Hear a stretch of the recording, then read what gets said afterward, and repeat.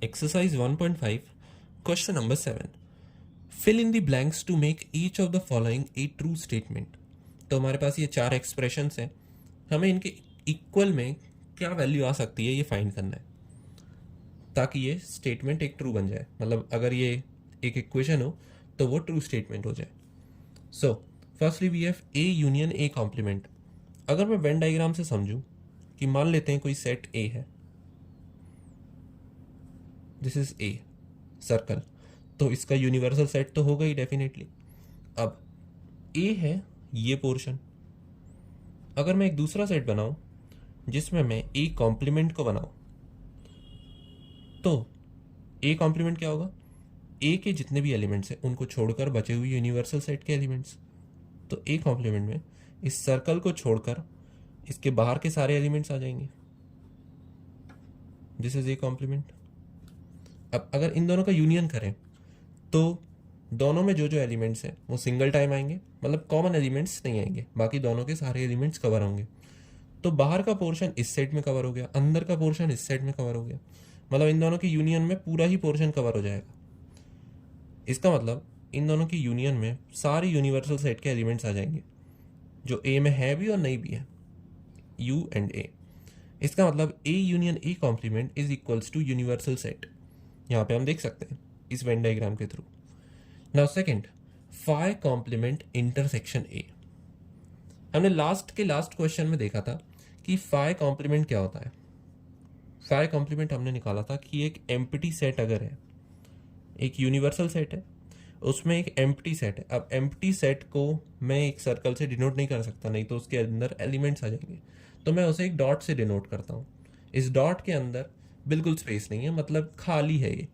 So this is phi. अब phi के अंदर कुछ एलिमेंट्स नहीं है. फाई का कॉम्प्लीमेंट अगर लें तो उसके अंदर सारे एलिमेंट्स होंगे यूनिवर्सल सेट के.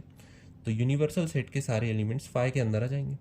और अगर इसके साथ में अगर एक सेट ए भी लूँ तो भी फाई के कॉम्प्लीमेंट में ए के एलिमेंट्स तो आएंगे ही. तो अगर फाई का कॉम्प्लीमेंट हम फाइंड करें तो ये सारे ही एलिमेंट्स होंगे. इस डॉट का कुछ सिग्निफिकेंस है नहीं क्योंकि ये तो एम्प्टी सेट है, लेकिन ए के एलिमेंट्स उसमें कवर होंगे. नाउ सेकंड, इसका इंटरसेक्शन लेना है हमें ए के साथ. तो ए के साथ अगर इसका हम इंटरसेक्शन दें, ये फाई है, ये ए के एलिमेंट्स है, यूनिवर्सल सेट है. इन दोनों का अगर हम इंटरसेक्शन लें, ये था फाई का कॉम्प्लीमेंट और ये है ए. ए के साथ इस सेट का इंटरसेक्शन में सिर्फ वही सर्कल का रीजन आएगा जो इन दोनों में कॉमन है, विच इज ए. तो phi complement is nothing but universal set. ये यूनिवर्सल सेट था और उसका इंटरसेक्शन अगर हम ए के साथ लें तो वो आ जाएगा A. Now third, A intersection A complement. अब यहाँ पे हमने देखा था ए ये था, ए कॉम्प्लीमेंट ये था, इन दोनों में कुछ भी कॉमन नहीं था, इसलिए एलिमेंट्स रिपीट हुए बिना सारे के सारे यूनियन में आ गए थे. अब क्योंकि इनमें कुछ भी कॉमन नहीं है तो इन दोनों के इंटरसेक्शन में कुछ भी नहीं आएगा, which is phi. So A intersection A complement is nothing but phi, empty set. Now fourth, unions complement intersection A. Unions complement.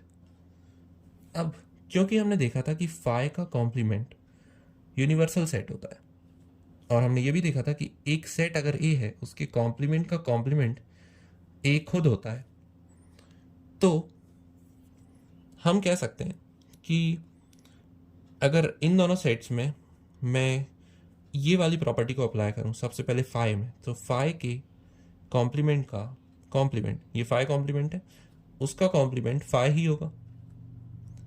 और अगर ये मैं राइट साइड भी अप्लाई करूं, सो यूनिवर्सल सेट्स कॉम्प्लीमेंट, क्योंकि ये प्रॉपर्टी सिर्फ इस साइड लग पाई, मैंने पूरे का कॉम्प्लीमेंट लिया. तो अगर LHS में कॉम्प्लीमेंट लिया है तो RHS में भी कॉम्प्लीमेंट लेना पड़ेगा. तो यहाँ पे आ जाएगा यूनिवर्सल सेट का कॉम्प्लीमेंट.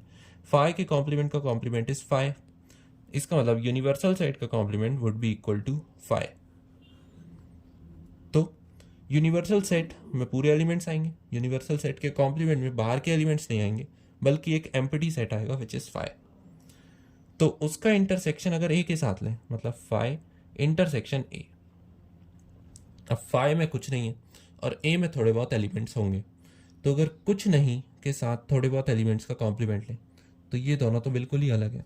इसका मतलब इन दोनों का इंटरसेक्शन भी एक एम्प्टी सेट आएगा which is five. So these all are the answers, मतलब these all are the RHS values of the given LHS values for making these statements true.